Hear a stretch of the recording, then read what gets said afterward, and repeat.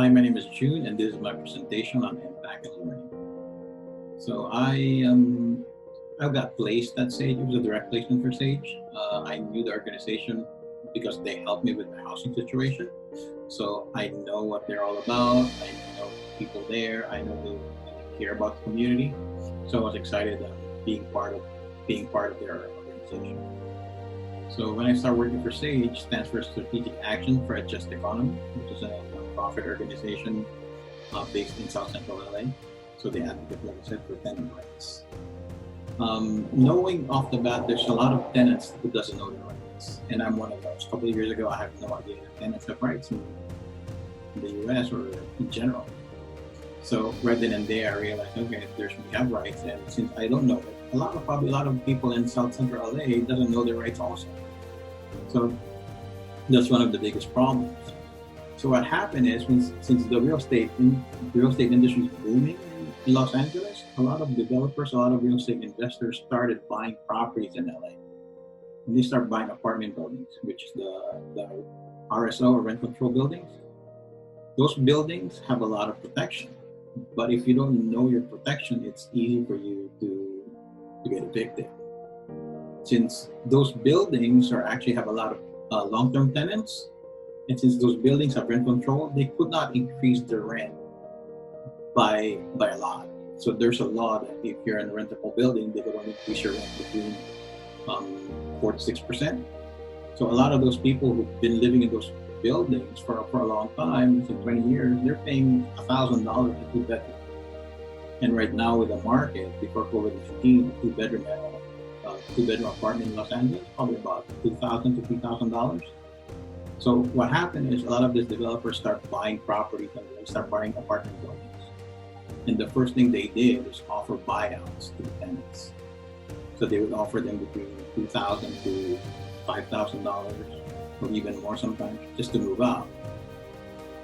So if you accepted that payment, you accepted that buyout, what happened is the apartment is now it's ready to get rented again. They would renovate it, they put some other stuff in it, but now they're gonna rent that apartment out for $2,500, $2,000, $2,000. So even if you accepted the payment, let's say you took $5,000 to move out and you're paying $1,000, now the new owner is gonna make his money back within 3 to 4 months. Then after that, it's all profit. So that's the system that they were using right now to just keep evicting tenants after they buy buildings. And if you don't accept the buyout, what happened is the landlords are going to start harassing their tenants. So they want you to move out because it does two things for them. First of all, they're going to make more money up front because now the new tenants are going to pay more money. The second thing is, since commercial property value is based on income, if they start kicking out their tenants and replacing them with high-paying tenants, their property value goes up. So what I do for Sage, I created like a video for them to educate the tenants, and this is one of the videos that I made. Unlawful or unethical eviction tactics and notices. Landlords sometimes use unlawful or unethical tactics to evict tenants. These tactics include but are not limited to using the tenant's immigration status as a threat to evict. A landlord would tell their tenant to move out, or they would call the Immigration and Customs Enforcement or ICE. Another tactic is threatening to call Child Protective Services, alleging to have lost or they haven't received your rent. Avoid paying cash. Always have evidence of your rent payments. Harassing you and your family for various reasons, such as restricting the use of the common areas or reducing some of the services such as the use of laundry room, or starting to charge for parking space. Refusing to make repairs, or neglecting infestation treatments. Giving you excessive notices, such as notices to enter the unit or 3-day notice to quit or fix a violation of the lease agreement. Your landlord offers you money to move out, also known as cash for keys or buyout. You do not have to take the offer. The amount offered is usually below the minimum relocation assistance per Housing Plus Community Investment Department or HCID guidelines. So that's one of the videos I made for Sage. I made a bunch of them. I'll show you in this video some of the things that we made, samples. So what I proposed, actually, let's make a series of videos, like a training video training videos, educational videos, to educate our members, educate our neighbors, educate our community that they have rights and they have protections. So, and they agreed to it, so I started making those videos. But making those videos is not enough. They have, our members or the community needs to know where they're at, needs to have access to them. So, but the first step is doing that, and that's a tedious process. It takes a while to make videos. It takes a while to get it over. So that's phase one, creating the educational material. Phase two is actually planting seeds, or actually making sure that the community knows that those materials or those resources are there. So phase two is going to be like using all these materials for every training, clinics, meetings, all the stuff that we do is introduce at least one video. Plant those seeds that we have resources. Okay. Phase number three, create a viewing party where an organizer and a couple of members that we have to watch a video. While they watch it, there's two things. Gets them involved in the process. So we're going to ask them like, what do you think? What did you learn? What do you think it needs? So ask them the process so they get involved in the process. The third thing, once you do that, the second thing it does for them, it teaches them, helps them. So now they're watching and they're learning from it.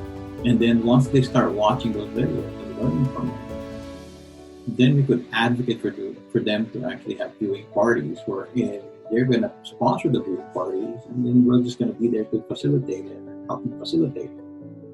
So what it does, it actually spreads the word in the community that we have these resources to help tenants fight those landlords that are trying to evict them. It would help because knowledge is power, and it does two things also. Now you're creating like a foundation for a group of people that are knowledgeable, and then a group of people that actually know what to do.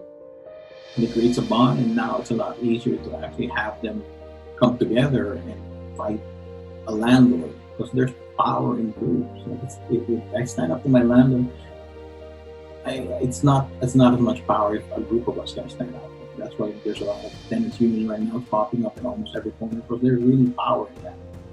And that's what we want to establish also. Have those tenants have a group where they have the same goals, and not being evicted, not being displaced from their property, and they know what to do and how to fight for their rights. I'm going to show you a couple of videos that I did.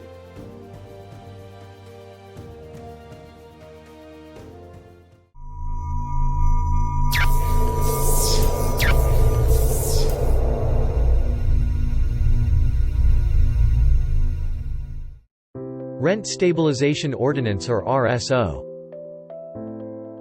If you live in the city of Los Angeles, 3 different rent control policies can protect you. The Los Angeles City Rent Stabilization Ordinance, or LARSO. The unincorporated area of Los Angeles County Rent Control, and the AB 1482 statewide law. The city's RSO offers the most protection to you as a tenant. However, if you are not covered under the City of Los Angeles RSO, you might be covered under the county's or the state's rent control protections. To be eligible for the city's rent control protections, your unit must be within the City of Los Angeles, have 2 or more units in the property, and have a certificate of occupancy issued on or before October 1, 1978. Healthy homes. It is your human right to live in a healthy, accessible, and safe home. There are over 85,000 chemicals in the country that are in our food, water, air, and the products we use. Not all are tested by the Food and Drug Administration for our safety. And many are found in our homes, so it is important to limit the exposure to the harm these chemicals may cause. Harmful chemicals cause a variety of health issues for tenants, such as asthma, cancer, respiratory issues, poor blood flow, and more. Aside from health issues, our children are also very susceptible to behavioral problems and developmental delays from lead exposure. At fault and not at fault evictions. These are the 8 reasons for which a tenant could be evicted, and the tenant would be considered at fault on Rent Stabilization Ordinance per HCID guidelines. Number 1. Failure to pay rent. You lose a lot of your rights if you don't pay the rent. When paying your rent, never pay cash. Use money orders, checks or electronic payment as these methods can be used as proof in court. Number 2. Violation of the rental agreement or lease. An example is bringing home a pet when your lease states no pets.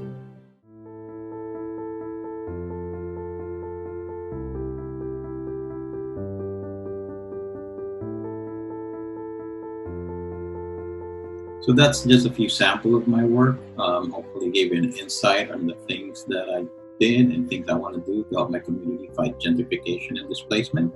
I think knowledge is power, and since I'm a visual learner, I'm always going to advocate for videos, not because it gives me more information, just because I could keep watching it over and over, so I could retain more information. I've learned a lot and I've grown a lot this past 10 months. It doesn't seem like it because I have Peter Pan syndrome, but it's all what matters. It's providing here. So I want to thank AmeriCorps, Public Allies Los Angeles, and Tech for giving me the opportunity to be part of this program. Public Allies Los Angeles staff, Kim, Daniel, Donna, Claudia. Special thanks to Shalea and Mr. Torres. That concludes my presentation on impact and learning. That's it. Cut!